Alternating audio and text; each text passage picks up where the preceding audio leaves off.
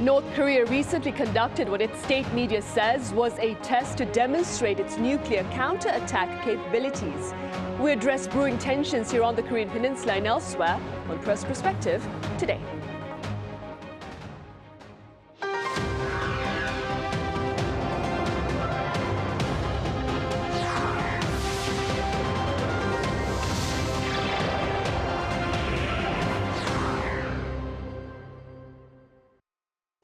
Hello and welcome to Press Perspective for this Tuesday, May 13th here in Seoul. I'm Min Sun-hee. Today we touch upon the impact of geopolitics in addressing security tensions amid North Korea's latest launch of ballistic missiles, fresh hostility between India and Pakistan, and the fate of Russian aggression against Ukraine. For this, I have Thomas Maresca with American news agency UPI here in the studio. Thomas, welcome back. Hi, great to be here. I also have Ruy Valdes with Spanish news agency EFE Spain. Ruy, it's great to have you here. Yeah, my pleasure. Right, Thomas, we will start with you. Let's begin with tensions here on the Korean Peninsula before touching upon those beyond borders. You covered North Korea's most recent show of military muscle, if you will. What have you been hearing about the possible purpose behind this latest provocation? Right, so last Thursday, North Korea fired a bunch of short-range ballistic missiles, also some 600-millimeter rocket launcher system. Their official report about it came out the next day, and they basically said it was, a test of their nuclear counterstrike capability, and use some of the similar language they do about why they need to respond to the nuclear threat from the U.S. and its allies, and basically blaming the United States and South Korea for raising tensions on the peninsula. So they were saying that this is a demonstration of their ability to strike back at on demand, so that in itself is kind of standard issue sort of weapons test rhetoric. But when the South Korean military on Thursday announced that they had detected this launch, later in a press briefing, the Joint Chiefs of Staff spokesperson said that they speculated this could be a test of weapons system meant for export to Russia, which that has also happened in the past where they've speculated that's why North Korea was doing that test. And so that kind of puts it in a different context. I mean, of course, the threats on the peninsula are one thing, but this idea that North Korea is, we know that they are supplying weapons to Russia for its war against Ukraine. I mean, both sides deny it, but there's a lot of evidence from Seoul and Washington, and great numbers. I mean, there was a recent report from Reuters and this open source center group that something like North Korea has already shipped nearly 6 million artillery rounds, and this is a large percentage of what Russia is using in the war. So it's kind of keeping Russia in the war, or giving Russia an advantage that it wouldn't otherwise have. We know they've also supplied rocket launch systems and missiles there as well. So this is pretty much the larger picture for what North Korea is up to. And this plays a lot into, as we'll discuss later, some of the other geopolitical situations going on, because they, it really does seem like North Korea's involvement in Russia's, aggression towards Ukraine is having a significant impact. And we know they've also sent, the South Korean spy agency recently said they've sent up to 15,000 troops there. I mean, they've suffered a lot of casualties. And in exchange for that, North Korea is getting advanced technical and scientific help for some of its weapons systems. North Korea recently unveiled a new naval vessel, a 5,000-ton frigate with a variety of weapon systems that a lot of analysts have speculated, came directly from Russia. So we're seeing some,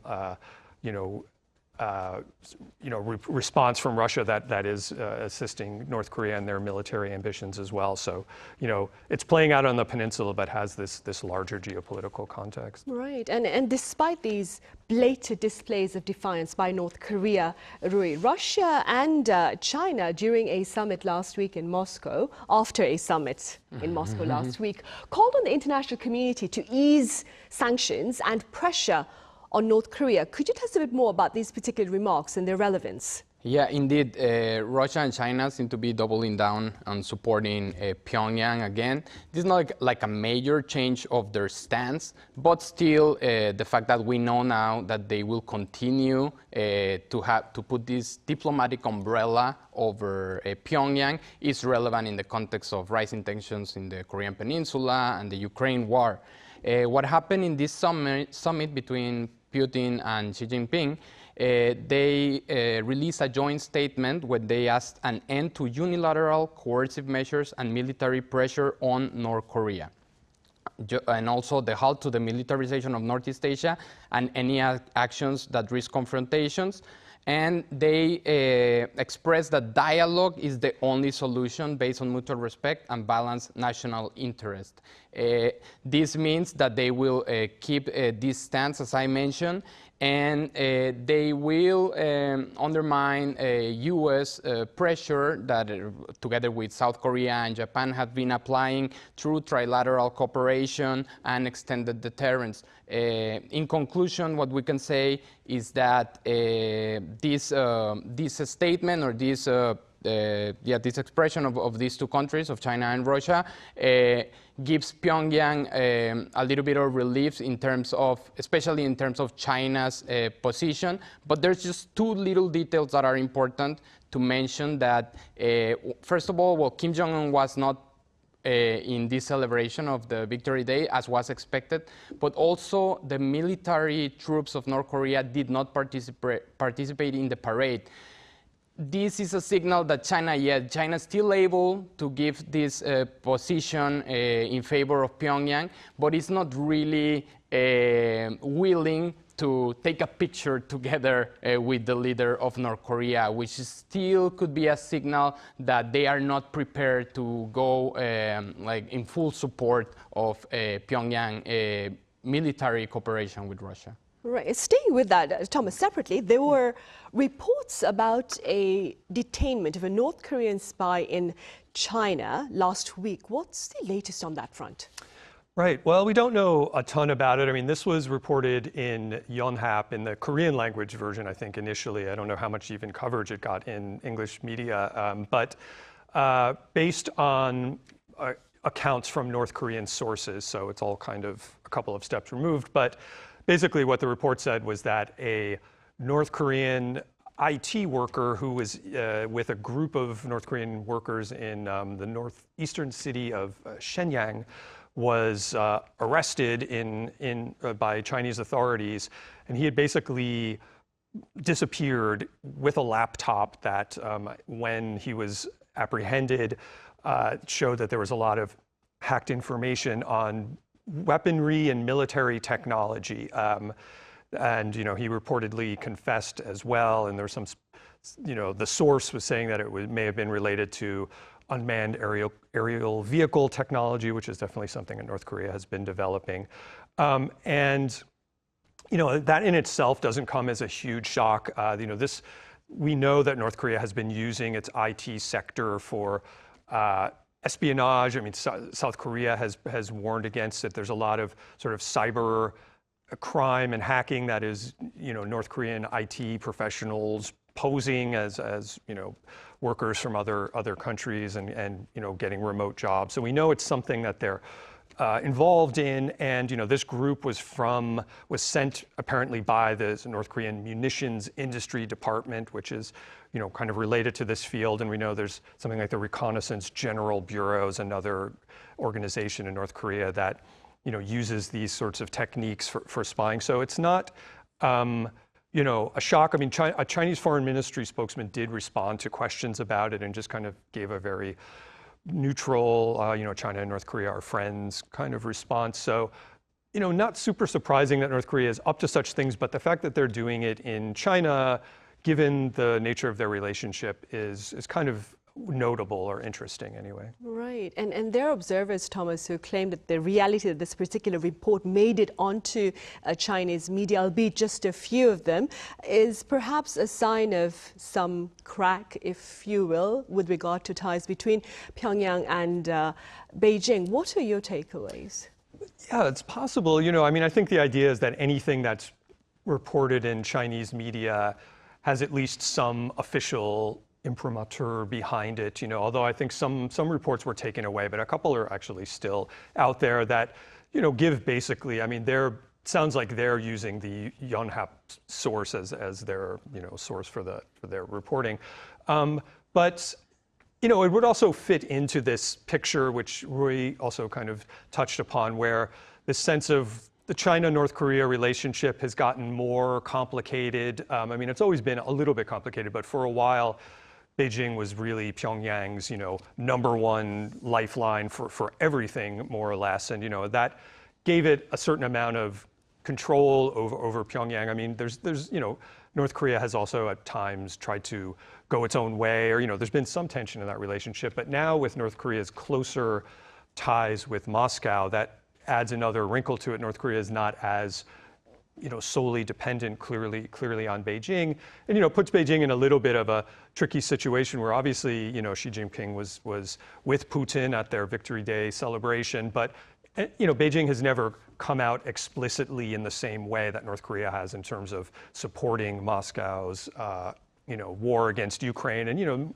Beijing is trying to be more of a global citizen to some extent, whereas Russia and North Korea have less to lose in a sense. So their relationship is getting closer. So I think, with China, it's a sense of, North Korea plays a certain strategic part for them that they want to keep in place. They want this sort of stability. They want this buffer between, South Korea and the U.S. allies. I don't think they want North Korea to do anything drastic with another nuclear test, but now Russia and North Korea give it a bit more of a wild card feeling. So I think China has to sort of sort out how they're recalibrating this relationship. And yeah, so something like showing a little bit of an overt crack in the relationship could be, you could interpret it as a signal of, seeing where this relationship is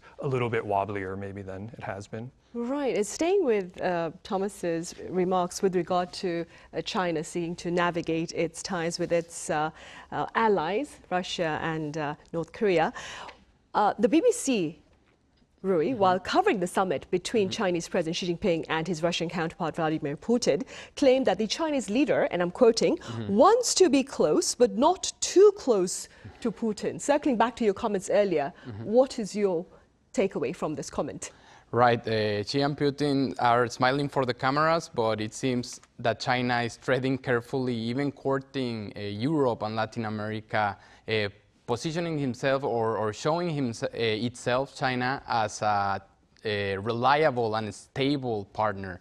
This is related to what Thomas just said, that China's position in the world has changed drastically now. They are like a global citizen, if we can call them like that. And so what does this mean? Russia and China have advantages to preserve this alliance, especially in terms of strategic alignment, energy deals, and military optics. But at the same time, China cannot go all the way in support. And in fact, for example, it hasn't shown or mentioned that they are fully in favor on the invasion of Ukraine. It has always mentioned that they want to stop the recent crisis, but without showing a full side with Russia. So what this means is that China is playing this double game. What this BBC article is saying is playing this double game of, okay, we're going to keep this partnership as before with these elements that I mentioned, but I cannot fully support you because I also want to court other regions that before wouldn't pay attention to me, but now China is seeing this opportunity when the U.S. is having a government that is very unpredictable, quite unstable, and is saying, well, maybe this is my chance to raise my hand and say to Europe and to Latin America. Even today, Xi Jinping commented directly to those countries, inviting them to stop to abandon the old ways, the old partnerships, and look to China as the new opportunity for development, which is quite interesting. Right. Beyond this particular region then, Thomas, tensions between India and Pakistan have been tamed. Now, this is according to US President Donald Trump, following a frightening exchange of fire between the two countries earlier on. Could you tell us about the prospects ahead with regard to India and Pakistan?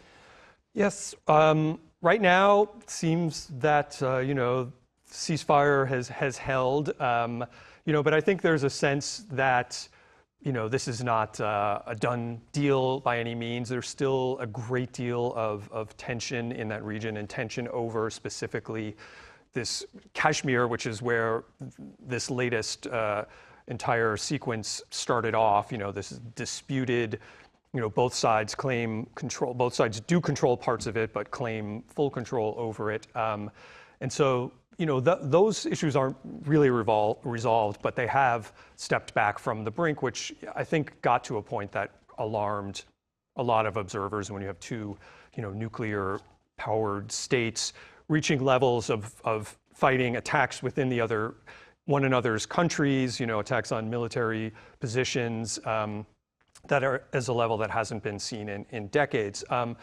that, I think, was what got the US involved in the negotiations. At first, when things first broke out, they seemed actually a bit reluctant to get involved. J.D. Vance kind of, kept it at arm's length, but then I think there was some sense of how serious it was getting.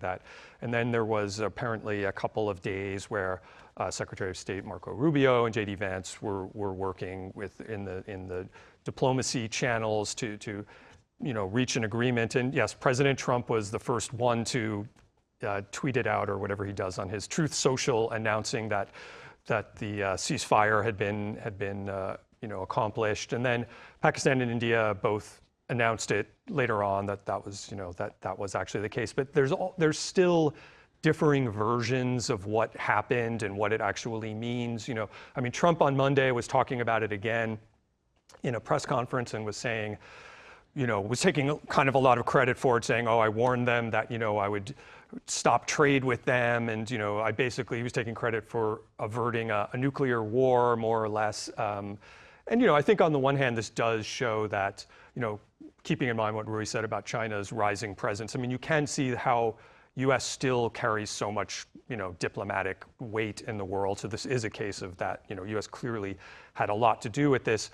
And Pakistan, in its response, did give the US a lot of credit and really, spoke to their involvement, whereas India didn't acknowledge the US in its public statements and basically said it was a one-on-one relationship with Pakistan. And that just kind of also speaks to where they both are positioned, where India doesn't, both sides also represented this as a victory for themselves. Pakistan said it showed, it could fight against India, and actually was using some Chinese-made jets and downed some Indian fighter jets, which was seen as a kind of a proof of quality for these Chinese weapons.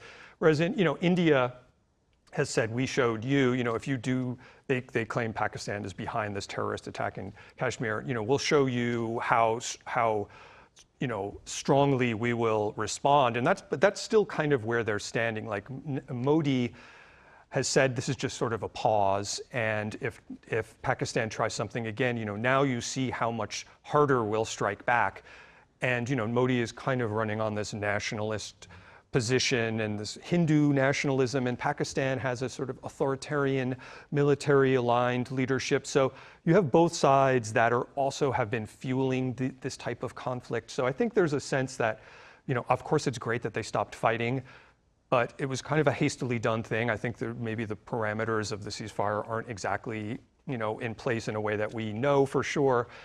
And there's this question of, maybe now they've actually raised the floor of what this will look like. The next time there's an incident, they've already gone to another level. So maybe that's going to be the new type of response. So I think, for observers, yes, everyone is happy that they're not on the brink of war, but I don't think there's this feeling that everything is peachy now either. Right, quite a number of pundits are calling it a delicate ceasefire for now. Yeah. But according to an Indian daily, as Thomas mentioned earlier, Ruy, Mr. Trump is claiming credit for the current ceasefire between India and Pakistan, but remains irritated with the continuing conflict between Ukraine and Russia. Where do efforts, Ruy, to end tensions between Ukraine and Russia currently stand? Well, I'm going to start reminding everyone what Mr. Trump said during his campaign. He said he was going to solve the Ukraine-Russian war in day one. Of course, that didn't happen, and now he has said that that statement was a little sarcastic, and he didn't really mean that literally. There is some hope, though, right now of a ceasefire between Russia and Ukraine. Recently, Putin offered a face-to-face meeting in Turkey on May 15 with Zelensky. Zelensky has agreed, and he, in fact, tweeted that he will be there. But Putin has not been that, let's say, he offered it, but he hasn't really confirmed it. So we're still waiting for that part. Connecting it to what Thomas was saying in terms of the India and Pakistan, let's just remember always in politics, and especially with Trump, optics is always over substance, right? So whenever he will see a chance of taking credit of something, he will do it without question, as he did with this conflict, even when it's not clear how big was his administration part on this. And the same thing could play against these ceasefire negotiations between Ukraine and Russia, because what we are seeing is that there's a lack of a clear strategy of Trump in terms of how to achieve this ceasefire. So it could happen that these leaders meet or not, and nothing is really arranged. So we will have to wait for that, and basically what we would need from the U.S. in order to get a ceasefire, or what the pundit thinks, is a clear, coherent strategy to actually get important deals made. You're right. So this potential meeting is expected to take place in Turkey on Thursday, as Ruy mentioned, and there is talk about Mr. Trump on a visit, embarking on a visit to the Middle East on Tuesday, that he might actually attend these talks on Thursday. What are your prospects? Right, so he did tease that out, saying he might drop in.